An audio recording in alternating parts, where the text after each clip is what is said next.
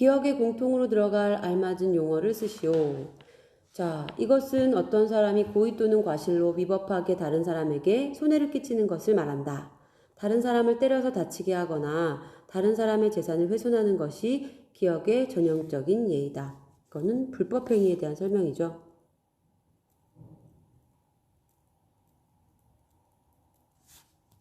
자, 10번. 불법행위가 성립하기 위한 요건으로 옳은 것은 1번. 가해자에게 손해가 발생하여야 한다. 이거 옳은 거야, 옳은 거. 가해자에게 손해가 발생해야 한다가 아니라 피해자죠, 피해자. 2번. 피해자에게 책임 능력이 있어야 한다. 피해자에게 책임 능력이 있어야 한다. 가해자죠.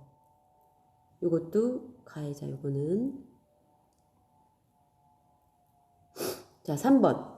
가해자의 행위에 위법성이 없어야 한다가 아니라 위법성이 있어야 하죠. 있어야지. 4번.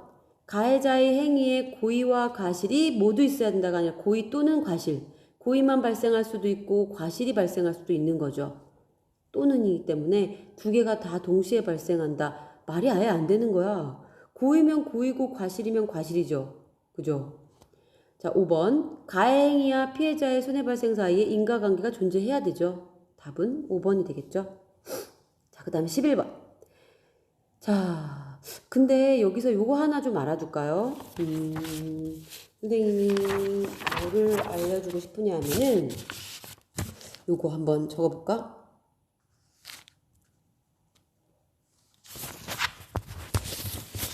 자, 불법행위와 범죄. 네, 적어볼게요.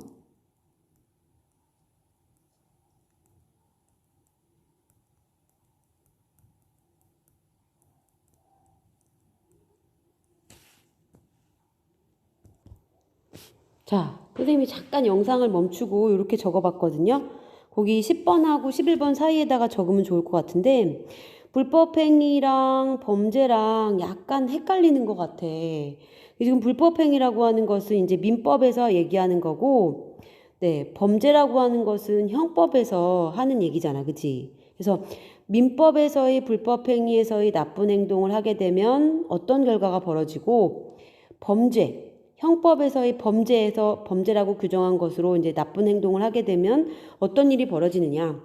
불법행위는 그래요. 일단은 이거는 고의 또는 과실일 때 우리가 뭘 하게 되냐면 고의 또는 과실로 나쁜 행동을 했을 때 뭘 하냐면 손해배상을 갖다가 하게 되죠. 근데 범죄에선 어때요? 고의인 경우에 이제 우리가 보통 이렇게 가중 처벌을 하잖아요. 그죠? 고의가 아니면은 범죄 성립이 일단은 안 되는 거죠. 민법상 손해배상 책임은 지대. 그래서 고의로 이제 나쁜 행동을 한 경우에 뭘 하게 되냐면 이제 형벌을 부과하게 되죠. 똑같이 나쁜 행동이지만, 물론 내용은 다르겠지만, 나쁜 행동이지만, 민법에서 불법행위는 손해배상의 책임을 지게 되고, 그 형법에서의 범죄의 경우에 나쁜 행동을 하게 되면 형벌을 부과하게 되는 거예요. 그러면 불법행위에는 이제 6가지가 다 충족을 시켜야지만 불법행위가 되는 거야. 어떤 거냐면은 가해행위, 그다음에 위법성을 띠고 있어야 되죠. 그 다음에 역시 아까 서술했던 고의 또는 과실로 인한 불법행위가 발생을 해야 되고요. 그 다음에 가해행위 때문에 손해발생이 이루어져야 되는 거고, 그리고 가해행위랑 손해발생 사이에는 인과관계가 존재를 해야 되죠.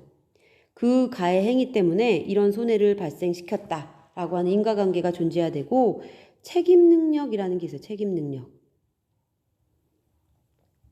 자, 요거를 선생님 설명을 할 거고, 자, 그 다음에 범죄는 구성하는 성립 요건 3가지가 있죠. 구성 요건의 해당성,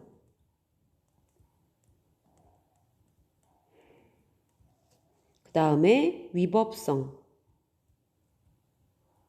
그 다음에 책임성.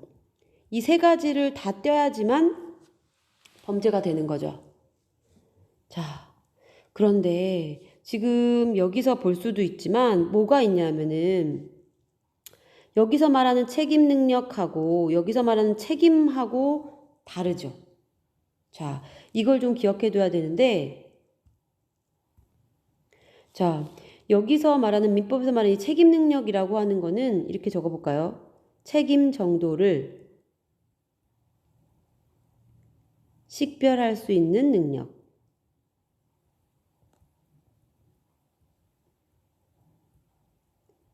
그래서 민법에는 책임 능력이 있는 나이가 몇 살이다라고 특별하게 규정해 두고 있지는 않아요. 이제 보통은 10세, 10살 정도 되는 그런 아이들 미만, 이하? 네. 하여튼 10살 전후의 아이들, 초등학교 저학년까지가 우리가 보통은 책임 정도를 식별할 수 있는 능력이 없다고 봐요. 그래서 우리가 책임 무능력자라고도 부르죠. 그래서 너무 이제 좀 헷갈릴까 싶어가지고 보통 어떻게 한다 그랬어요? 예를 들 때는 뭐 한 6살, 7살 또는 초등학교 1학년 이런 식으로 예를 든다라고 했었죠.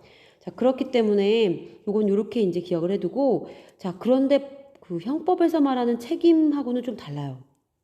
이거는 책임 정도를 식별할 수 있는 능력이라기보다는 사회적으로 비난할 수 있는가, 사회적 비난 가능성을 따져요. 완전 두 개는 다른 개념이야. 자, 그래서 사회적 비난 가능성? 뭔 얘기죠? 자, 이거는, 아이고, 아이고. 자, 이건 이제 무슨 얘기라고 볼 수 있냐면은, 선생님이 전에 수업 시간에 책임 무능력자에 대해서 설명을 한 적이 있어요. 책임 능력이 없는 사람.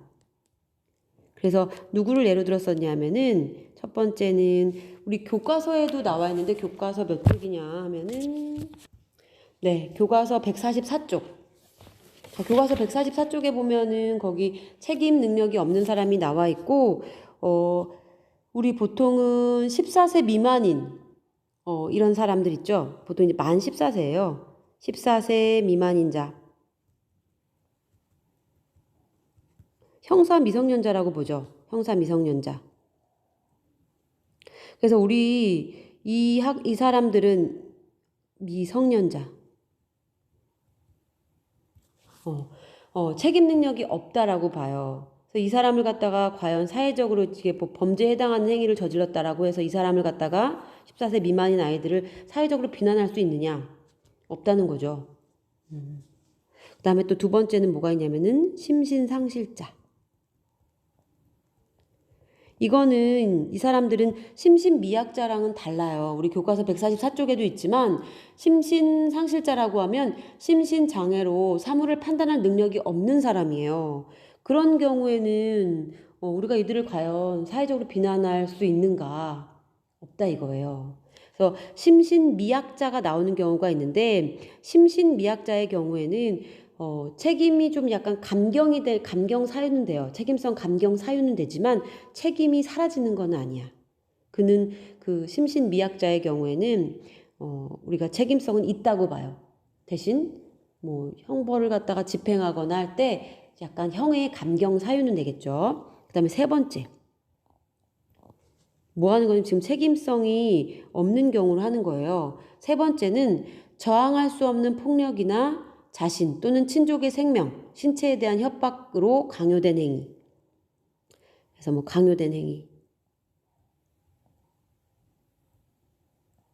자, 이런 경우에만 우리가 책임성이 없다라고 보는 거거든요. 그래서 여기서 말하는 책임 능력이 있는지 없는지랑 여기랑은 다르다. 이거는 식별 능력이야. 책임을 식별할 수 있는가. 이거는 사회적으로 우리가 이들을 비난할 수 있는가. 그런 걸 따지는 거라는 것. 이걸 잠깐 메모해 두면 좋겠죠?